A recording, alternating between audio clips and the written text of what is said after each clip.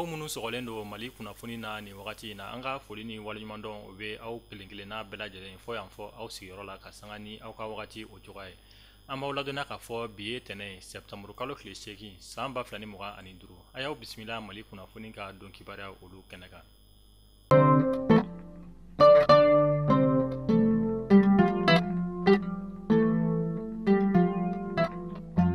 Kunnafoniya daminɛna an ka finitigilakaw ka ɲɛma État Major Général des Armées ale ye kunnafoniya di kɛ sibiri tɛmɛnen septembre kalo tile 6 san 2025 kunnafoniya mun kɔnɔna na a b'a yira k'a fɔ an ka finitigilakaw ka wulikajɔ kɔni bonyalen don kosɛbɛ an ka jamana marabolo caman o kɔnɔna na kɛrɛnkɛrɛnnenya la Indelmanikaw olu fɛ yen nɔ ale bɛ Tesiti marabolo o kɔnɔna na u y'a yira k'a fɔ an ka finitigilakaw ka wulikajɔ dɔ kɛra sababu ye fɛn min ye bolimafɛn sen 4 dɔ ni o ye Toyota pick-up ye ale tun b'a la k'i dogo tu kɔrɔ nka ala ni an ka finitigilakaw ka ɲamajɔli senfɛ u sera ka pankuru na wuli ni ka bolimafɛn kofɔtan yɛrɛ bombarder ala ni a tasuma mɛnɛ bonya kojugu kunnafoniya olu y'a yira k'a fɔ fɛn min ye bolimafɛn kofɔtan ye ni a falen tun tɛ mugujugu la walima a falen tun don taji la halisa an bɛ to an ka finitigilakaw olu ka kunnafoniya o kɔnɔna na an bɛ taa Kayi marabolo ale kɔnɔna na kɛrɛnkɛrɛnnenya la jɛmakaw olu fɛ nɔ ale ni Yoro di Sahel kunnafoniya olu y'a yira k'a fɔ o sibiri kelen ni o bɛna septembre kalo tile 6 ma an ka finitigilakaw ye wulikajɔba dɔ kɛ ni marabolo kofɔtan ninnu kɔnɔna na mun kɛra sababu ye u ye dankari kɛ fɛn min ye jatigɛwale tigilama caman na ni marabolo kofɔtan ninnu kɔnɔna na mun tun kɛlen don ka sira tigɛ maaw ɲɛ u ka dugutagasenw olu fɛ État Major Général des Armées a ko k'a b'a da fasoden bɛɛ lajɛlen kulo kan an ka finitigilakaw u bɛ fɛɛrɛ ni dabali bɛɛ lajɛlen na walasa an ka jamana o bɛ se k'a basigi cogo min na an b'a fɔ ala ka sebaya di an ka finitigilakaw olu ma. Ladalako la an ka finitigilakaw ka kunnafoniya di soba DIRPA ale bɛ to ka kunnafonidilaw olu wele walasa fɛn min ye an ka finitigilakaw ka kibaruya ni k'o di kunnafoniya dilaw olu ma o kɛnɛ sigira bi tɛnɛ septembre kalo tile 8 san 2025 DIRPA soba ale kɔnɔna na Mali kunnafoni tun bɛ a kɛnɛ kan walasa aw ni ne an ka faamuyali caman ni k'o sɔrɔ an ka jɛ ni ka colonel major Sulemani Danbele ni ale ye DIRPA ɲɛmaaba ye ale ka kɔrɔfɔ olu lamɛn. An balima malien an balima journaliste an mun y'aw sen bɔ aw kɔnɔkɔrɔ ka na DIRPA la bi an b'aw fo an b'aw waleɲuman dɔn u bɛ fɛ ka lakari kɛ an ka jamanadenw yɛrɛ la mun bɛ se ka jamanadenw hami hami nin bɛɛ waleya bɛɛ o y'a ye jatigɛwale mɔgɔw b'a fɛ ka hami hami de don jamana saba ninnu jamanadenw la hami hami mana don mɔgɔw bɛ siran mɔgɔw bɛ wuli ka jamana ɲɛmɔgɔw ka dangari k'olu la je pense que n'i ye bɔlɔlɔw ta k'a lajɛ n'i ye jabaraninw ta k'a lajɛ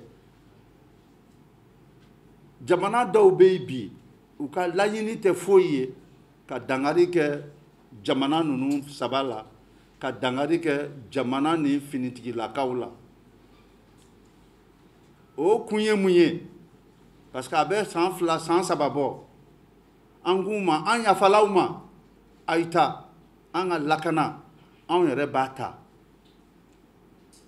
a ye san 10 kɛ yan changement ma kɛ an ka lakanako la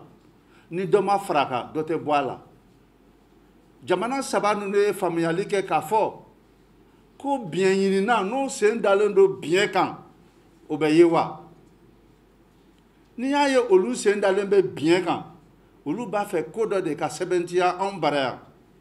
n'o ye lakanabaliya ye ni lakanabaliya sɛbɛntira anw bara mun de bɛ kɛ u mago bɛ an ka dugukolo fɛn minnu na u bɛ se ka o k'u yɛrɛ ta ye cogo min ka d'u ye o faamuyali de kɛla an ka jamana ɲɛmɔgɔw fɛ o ko an yafalaw ma a y'an to yen an yɛrɛ k'an ka jamana lakana lasabati o tɛ se ka bɛn olu ma o donc il faut que jamanadenw k'o faamu il faut que AES jamanadenw k'o faamu k'a fɔ kɛlɛ min b'an da la bi jatigɛwale kɛlɛ dɔrɔn tɛ nafasɔrɔ kɛlɛ fɛnɛ de don parce que an kɛlen ka taabolo mun ta sisan o de ma diya jamana wɛrɛ dɔw ye minnu tun bɛ nafaba sɔrɔ an ka jamana kɔnɔ an yɛrɛ tɛ mun sɔrɔ minnu tun bɛ an ka jamana nafaw ta ka taa n'a y'u bara k'u ka jamanadenw bila hɛrɛ ni baden na ka anw bila an yɛrɛ b'a ɲini ka dumuni kelen kɛ tile kɔnɔ o bɛ se ka bɛn cogo di donc n'o kɛwale ta la k'a fɔ an yafalaw ma a y'a to yen an yɛrɛ k'an ka lakana sabati o kɛlɛ bɛ bɔ min mais bi an b'o de la il faut que jamanadenw k'o faamu donc o kɛwale ninnu na o ma diya u ye donc an tɛ se ka lafiya mais an baarakɛla mun kama pour que lafiya ka na an bara an k'an ka yɛrɛma hɔrɔnya ta an ka an kun kɔrɔtan an ka dugukolo an ka nafolo o ka k'anw yɛrɛ ta ye an ka se ka yiriwa lasabati an bara donc globalement voilà situation mun b'an da la taabolo dɔw talen bɛ force de défense et de sécurité fɛ bi ni o ye ka yala yala ka contrôle kɛ a bɛ na ni degun ye dɔw ma mun de bɛ se ka kɛ i bɛ taa sɔrɔ dɔ ka bɛ mobili kɔnɔ banabaatɔ b'a kɔnɔ a b'a fɛ ka taa hôpital la a b'a fɛ ka taa dɔgɔtɔrɔso la i bɛ taa sɔrɔ dɔ rendez-vous b'a bolo a b'a fɛ ka taa ka rendez-vous kɛyɔrɔ la parce que heure sera finitigiw bɛ laraweli kɛ u b'a lajɛ mun de bɛ mobili kɔnɔ o bɛ digi dɔw la mais sécurité tɛ se ka to o kɔ parce que n bɛ ka nin fɛn fɛn fɔ an ka jateminɛ y'a jira k'a fɔ jatigɛwale mɔgɔw ye ambulance utiliser ka na an attaquer mais an minnu bɛ Bamakɔ yan an t'o dɔn i bɛ taa sɔrɔ an ka yɛrɛ ka ambulance sonyɛna ou bien dɔgɔtɔrɔso dɔw ka ambulance sonyɛna u b'a fɔ ko banabaatɔ b'o kɔnɔ hakili la ko banabaatɔ dɔw bɛ se dɔrɔn u bɛ commencer ka teri k'aw kan k'a fɔ ko sɛgɛsɛgɛli min bɛ ka kɛ dugubaw kɔnɔ bi tout ça ça rentre dans le cadre de votre sécurité c'est vrai a b'aw degun mais degun in fana ka fisa ni fɛn dɔ ye an bɛ se k'a fɔ ko a bɛ san dama dama bɔ an ka finitigilakaw u bɛ ka baara kɛ u bɛ ka sebaaya sɔrɔ mais han n bɛ se k'a fɔ don bɛɛ tɛ ban ni ce ye parce que an bɛ kɛlɛ mun na mɔgɔ t'a dɔn mun ye mun ye a bɛ hakɛ to dɛ i bɛ taa sɔrɔ salle nin kɔnɔ dɔw bɛ bɔ yan sisan misali don u bɛ bɔ yan sisan u bɛ taa weleli kɛ ko diriba ye nin de fɔ et pourtant an bɛɛ sigilen bɛ yan i t'a dɔn mun ye mun ye mais ça c'est une réalité tilegan fɛ butigi feerela don su fɛ terroriste don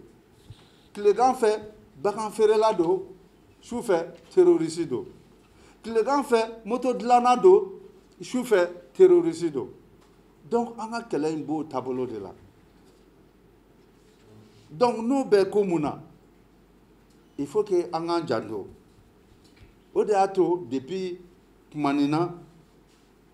an bɛ ka dangari kɛ u la dangari nin kɛlen u bɛ ka kɛlɛ taabolo yɛlɛma n'o ye k'a fɔ u bɛ mugujugu don dugu jukɔrɔ n'o ye k'a fɔ u bɛ sanakulun u b'olu utiliser n'a bɛ fɔ drone kamikaze u bɛ ka drone yɛrɛ utiliser a b'a ye k'a fɔ u bɛ attaque minnu kɛ u bɛ mun kɛ fɔlɔ u t'o jira parce que u bɛ drone kamikaze de utiliser u b'a sɔrɔ ka n'o filmer bon a bɛ na ni fɛn dɔ ye jamanadenw kun na mais en même temps u ye taabolo yɛlɛmala cogo di au lieu k'u attaquer kanw na u bɛ k'u attaquer sisan an ka nafasɔrɔ siraw de la est-ce que o ye terrorisme ye et réellement est-ce que o ye terrorisme ye e nana k'e bɛ diinɛ kɛlɛ la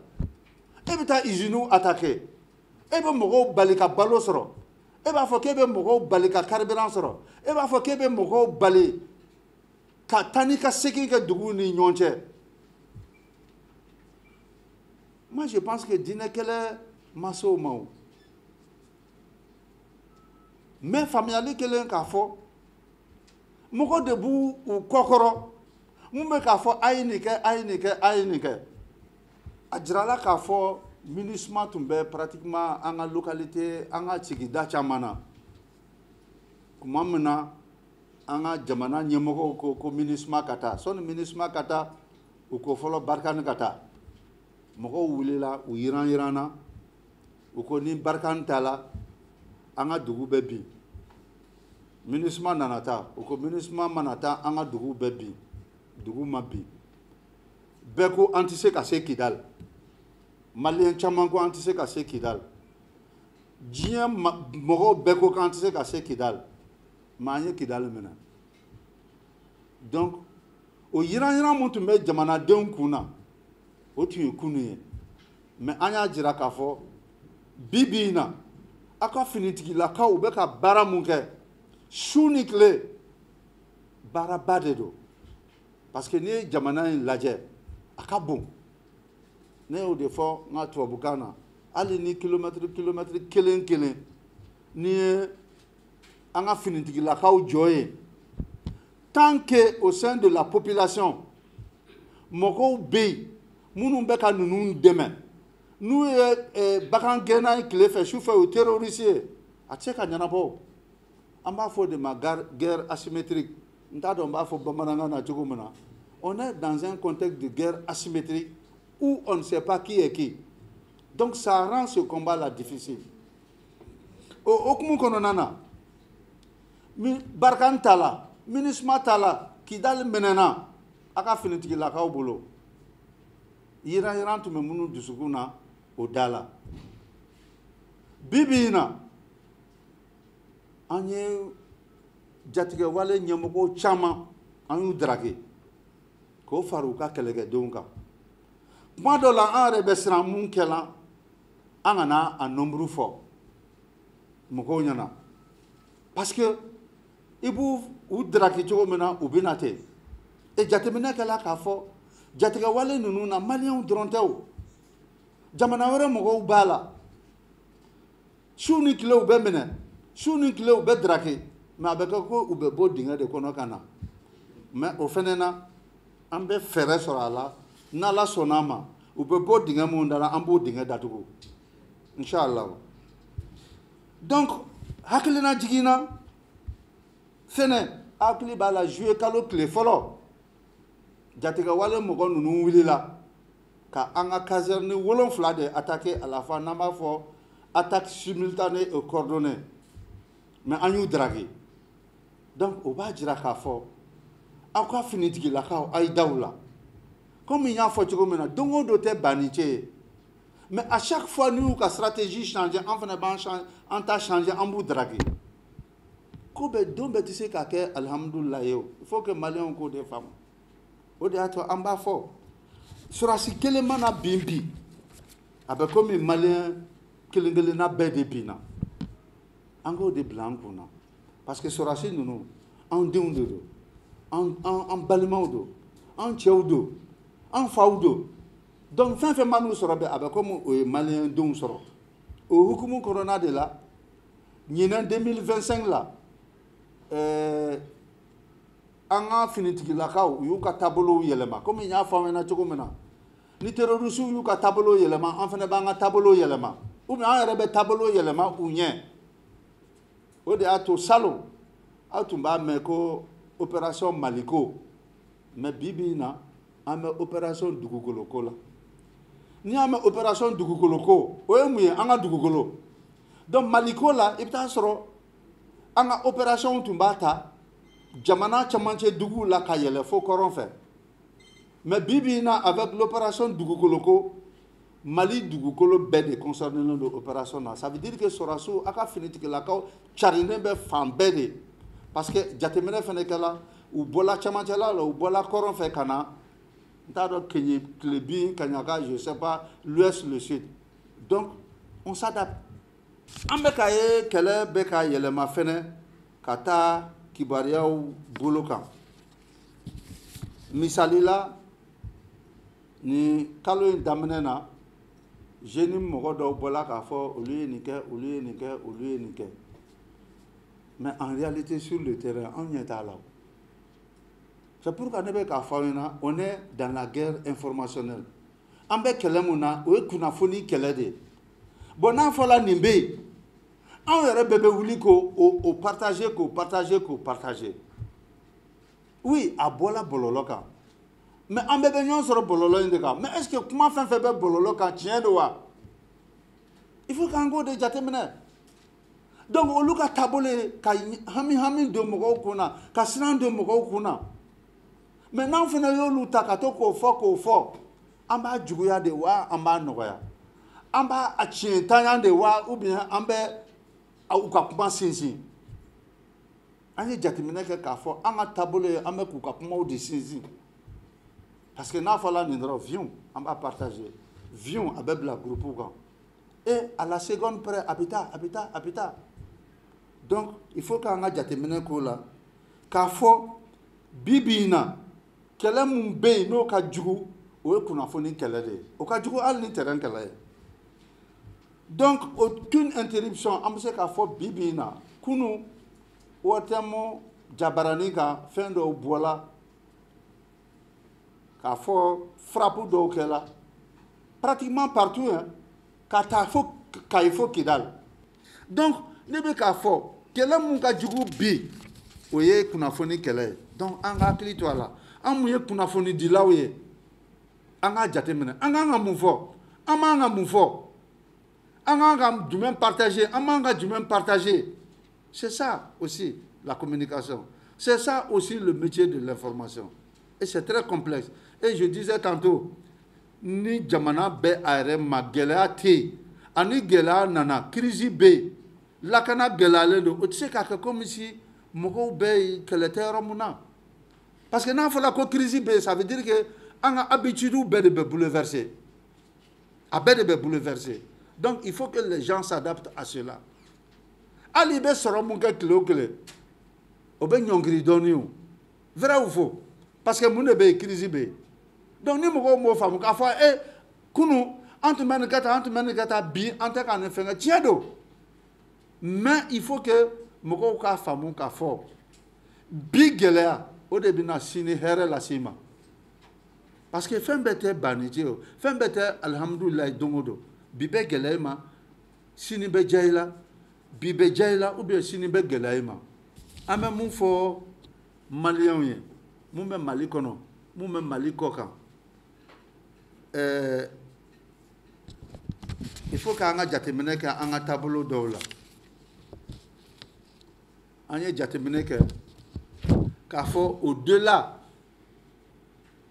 de certains médias internationaux an yɛrɛ ka jamanaden minnu sigilen bɛ jamana kɔw kan olu ni jatigɛwale mɔgɔw tɛgɛ bɛ ɲɔgɔn bolo an tɛna jamana fɔ mais n'i ye jabaraso dɔw ye diɲɛ wɛrɛ jabaraso olu ni an ka minnu b'an bara ko jatigɛwale mɔgɔw olu bɛ ka baara kɛ ɲɔgɔn fɛ a k'an ka caman sɔn hakili la olu k'o kɛ parce que olu ka intérêt b'o la olu bɛ fɛn wɛrɛ de ɲini n'an ka jamana kɔnɔ mais an ka jamanaden minnu fɛ jamana kɔ kan olu fana bɛ k'o baara kɛ bi bɛ yen dɛ sini fana bɛ yen e y'o kɛwalew kɛ bi sinikɛnɛ ma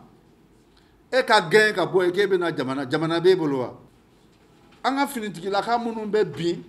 kɛlɛbolo bonda la o photo an b'o ta k'o bɔ an b'o ta k'o partager ni e den de kun binna kɛlɛboloda la e y'o image ye e b'o partager ya i b'o bila groupe kan e dɔgɔnin de binna kɛlɛboloda la e y'o image ye jatigɛwale mɔgɔw k'o ta k'o bila bɔlɔlɔ kan e bɛ sɔn k'o partager ya hali ni mɔgɔ min b'i kɔrɔ n'o y'a partager e bɛ kɛlɛ k'o fɛ donc an k'a dabila ça ne nous sert pas ça nous dessert.